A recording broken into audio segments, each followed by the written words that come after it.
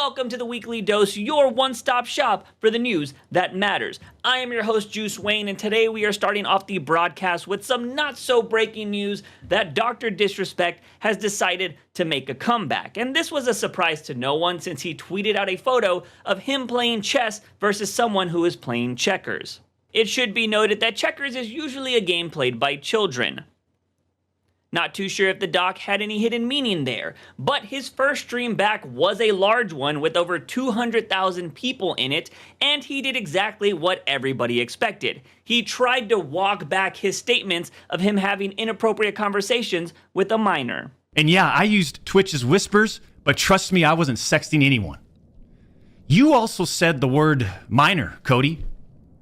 I even made sure that word was emphasized in my statement. Edited, etc., just to make sure these so-called journalists would pick up on it. And boy, oh boy, did they ever, champs. When you and all these so-called journalists, Cody, fired off your tweets, did any of you consider that the Twitch user may have been over the legal age of consent at the time of the messages?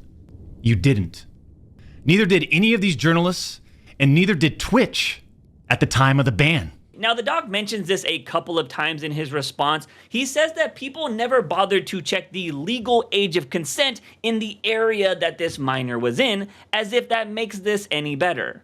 Twitch makes this decision to terminate my contract and ban me while admitting that they never investigated the age of consent in the jurisdiction where the user's messages were sent and received.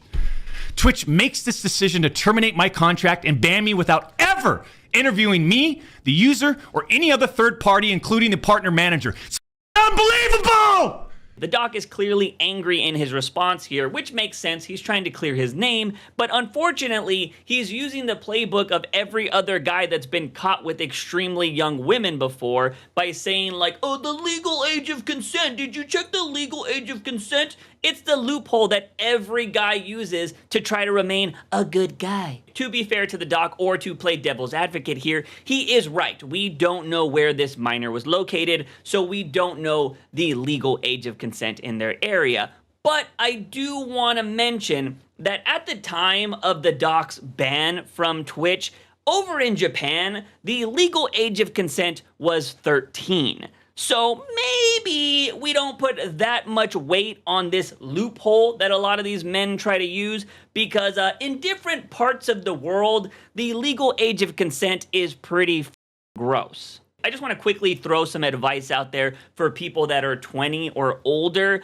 It might be pretty smart for you to stop trying to hook up with people that can ride to school on a yellow bus. The age of consent wasn't the only thing that the doc was talking about in his response. He also mentioned that a lot of this started because of a disgruntled Twitch partner manager. We got zero support from this guy, and it was just so obvious that he carried a grudge against the two-time. I'm sorry, I have to interrupt here because I need to ask my assistant that's off camera. Why does he call himself the two-time? I think it's because he won like 2 championships or something. Oh, is that right? He won some championships. That's pretty cool. I thought it was like a reference to the amount of times that he cheated on his wife. Oh. Anyways, the doc says that he was fired from Twitch so that they could re-sign some big streamers after the failure of Mixer. And we actually have a clip of another big streamer responding to this in XQC. The doc's termination lines up with 2 preferable, profitable, and expensive streamers leaving Mixer. As soon as Twitch knew that Mixer had failed, and go look at the timing, these other expensive streamers needed a new streaming platform. So Twitch rushed through its decision to terminate the two-time. You see, I shouldn't even be banned from Twitch. Wait, I'm confused. Does he mean that Twitch made space for their budget to buy back Ninja and Shroud by terminating his brother? Didn't they pay him out regardless? Check, I thought they paid out their contract regardless. In legal terms, in the legal world, okay, they would do risk analysis, okay, and there is absolutely no way in any shape or form that they would not foresee themselves paying out Doc's contract, therefore loosening the budget to buy other streamers. That doesn't exist. This is not a world that this would ever happen. This is a complete fantasy. This is absolute fantasy. Okay, there's no way that they're like, guys, let's terminate him and take the risk legally, and he's not gonna get paid out. Free the budget, buy Shroud and Ninja back, right? Massive with the new budget that we got, and there's no way we'll have to pay out the Dogs contract, lol W. Oh my fucking god, kill me already. This is brain dead. Back in 2020. Oh my god. And now in 2024. XQC, a streamer that a lot of people believe has brain rot, just called DrDisrespect's response brain dead. And I do also want to point out that he was correct. DrDisrespect has said himself that he was paid in full. He said it in this tweet right here. But XQC was right in what he said. It would be extremely stupid for a company to just assume that they could break a contract and that they weren't going to get sued and have to pay this person money, and that they could just take that money and go reinvest it in other parts of the company. That is just so idiotic even saying it out loud right now. If I'm being honest, I think the doc is just trying to make himself the victim here. Now, I do think that a lot of people are going to say, you're just picking and choosing what you want to say about the doc, and you're not saying all the facts. To that, you know, I'm not trying to make an hour-long show here, but I do want to say, if you care, go watch the full response for yourself. It's like 20 or 30 minutes, so you can get the full context. But I think a majority of the people that watch that response kind of feel similar to what Dr. Lupo said. Crazy how Lupo just turns on people? Bitch, what? You want me? What the f do you expect? What? You should hold every person that you respect accountable for their mistakes too. So in the situation where a person that I was working with consistently on both game development and my career as a streamer at the same time, we had collaborated multiple times. Suddenly it turns out that years ago he tried to message a minor to solicit them for sex, and it got caught, and that's why it didn't happen. You expect me to not turn my back? Bro, y'all, there's no way you do not have brain damage from this. There's absolutely no way. If anywhere along that path you go, oh, that's fine, you got something up in your head, dude. I don't give a shit. Clip it, put it on LSF, tag him. I don't give a dude. He messaged a 17-year-old when he was in his late 30s with a child and married, trying to solicit them for sex. And every single time he talks about it, it's going to be sugar-coated. It's going to be dumbed down, because at what point do you expect someone to say, yeah, I wanted a teenager? Do you think he's going to say that? No, he's going to make it look better for himself every single time. The brain rot is fucking killing some of you, and it blows my mind. He said on Twitter himself that he messaged a minor and they were inappropriately. He said those words himself. Yeah, he went and deleted it, tried to edit it multiple times.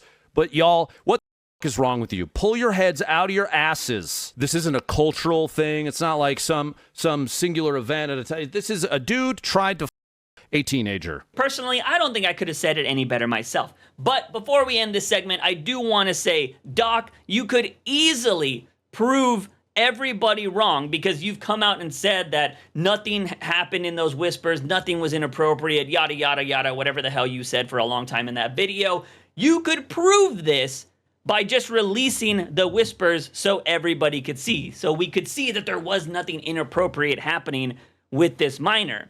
Unfortunately, to the viewers watching this video, this is what the doc said when somebody told him that. People want... Show the message. Release the messages. Show the messages.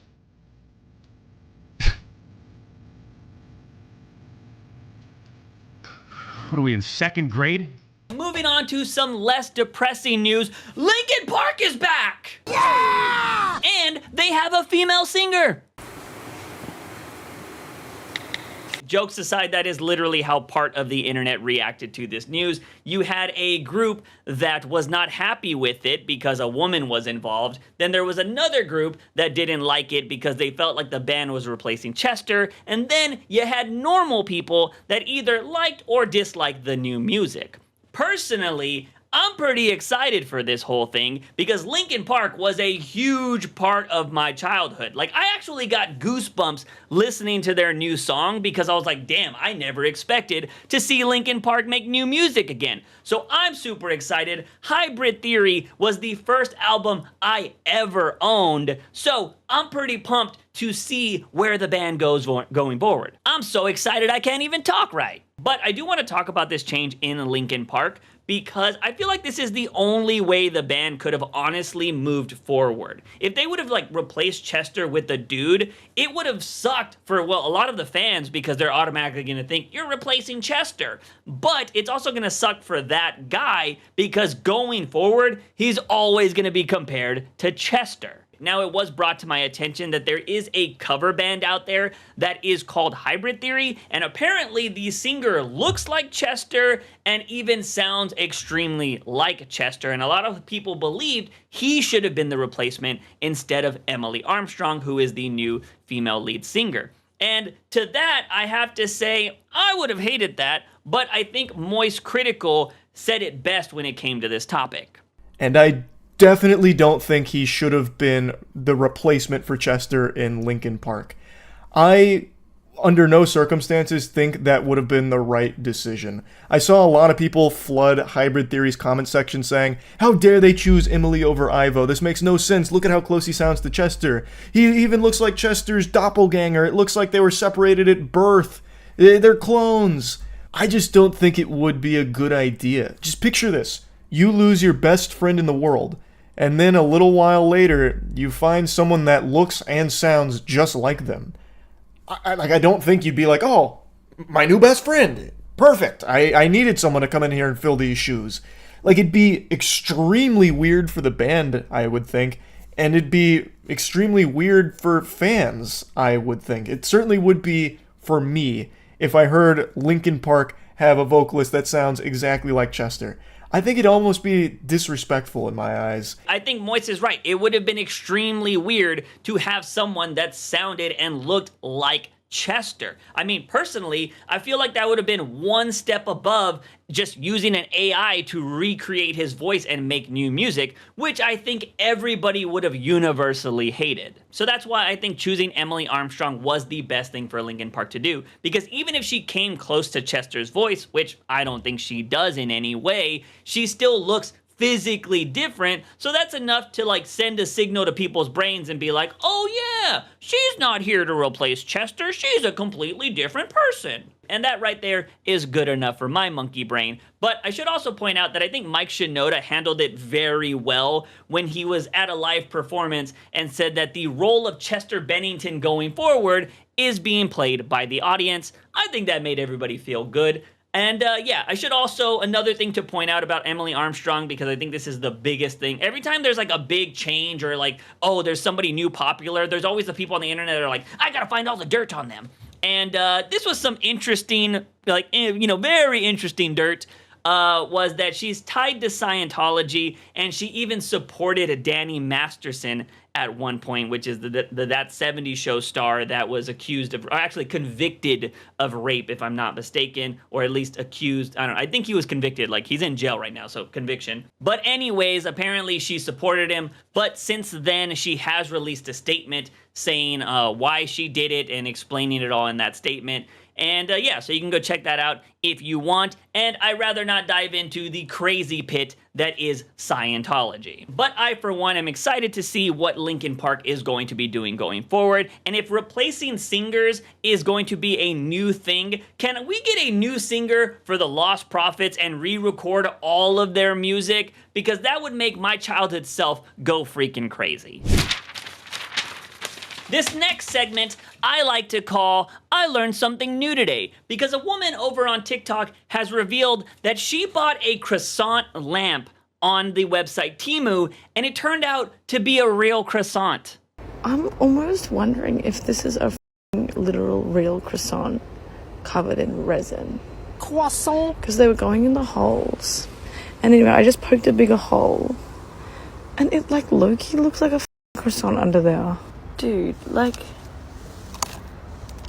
that looks like a croissant. Are you actually joking me? Like, that looks like pastry. Look at the crumbs. I guess there's one way to truly know, and that crumb just came out of there.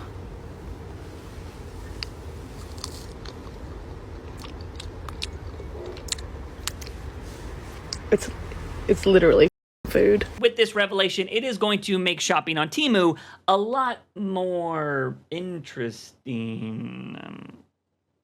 Anyways, our next topic is something that we have covered multiple times on this channel, and it has to do with NPC Spider-Man Miles Morales, and it seems like there might be a new NPC Spider-Man jumping in to his universe. I'm in a spider. What the fuck are you wearing that for, bro? Because Gwen's my favorite snow bunny. Thanks for the hearts. I know I have a love for Gwen because she's my favorite snow bunny. Thank you, bro. Thank you, man. Thank you. Hearts, roses, roses, roses for Gwen. Bro, why you pushing me, bro? Why you pushing me? You good, bro? Bro, calm down. Bro. Chill, bro. Let me do my shit. Let me do my shit, bro. I appreciate you. Bro, let me do my shit. Aren't you freaking pushing 30, bro? Why you getting mad at me? Let me do my shit. Why you getting mad at me? Because, let me do my shit, bro. But do you like the snow bunnies? Do you? So you just gonna ignore me, bro? It's a galaxy. It's a galaxy. It's a galaxy. You guys are amazing. Favorite part of this video is you can see the moment that this Temu version of NPC Spider-Man realizes he's freaking annoying. You being annoying at this point, bro. It looks like the interaction didn't end there because apparently this fake NPC Spider-Man didn't learn his lesson and the OG had enough. Defend these freaking nuts, bro.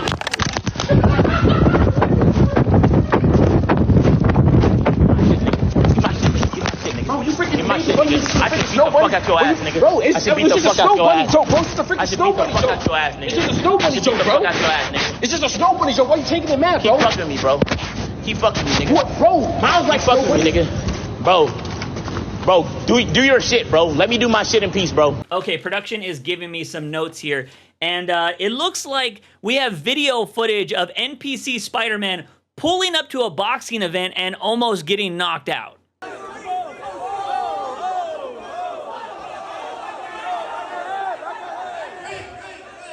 I've said this in my previous coverage, I genuinely think it is time for NPC Spider-Man to start moving away from this gimmick and start transitioning to other things before he becomes completely irrelevant.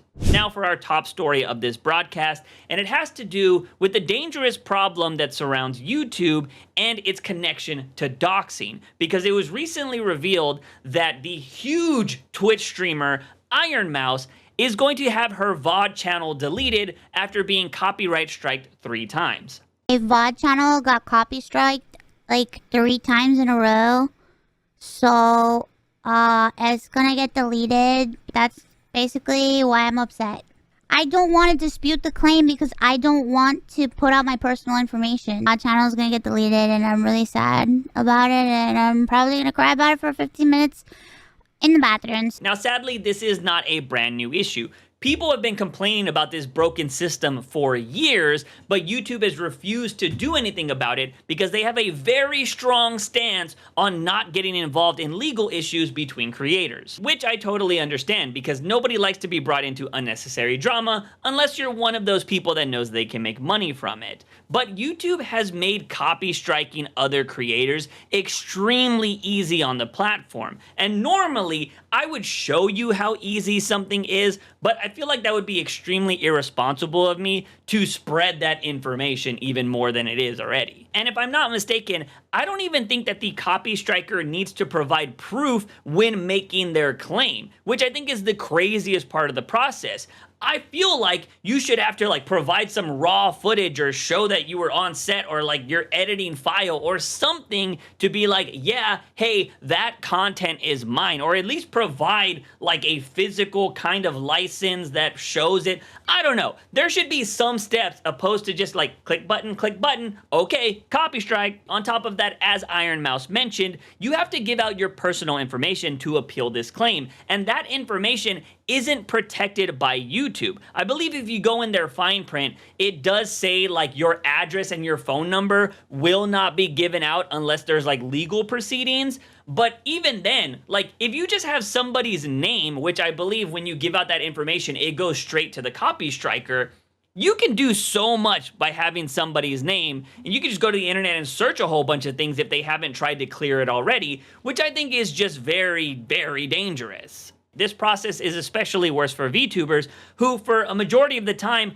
are people that are trying to keep their identity a secret. So I just think this whole copyright strike process is pretty shitty on YouTube's end. I've known a lot of creators that have had to deal with copy strikes before, and it's not a fun process, especially if you have to get a lawyer involved. But when you look at Iron Mouse's situation, that one just sucks, because she's having to decide to let her VOD channel die. The channel that has all of her content, because if you don't know, Twitch doesn't hold your VODs forever. Like, they hold them for like a month, 2 months or whatever, and then they delete them. So a lot of those streamers that want to keep their content, they put them on YouTube. But now she's gonna lose all of that because she doesn't want to give up her personal information. She shouldn't have to decide between keeping her history, her freaking catalog of content, and keeping her identity a secret. That is just extremely fucked up, and there should be a better way to handle this. Unfortunately, I don't see YouTube making any changes in that department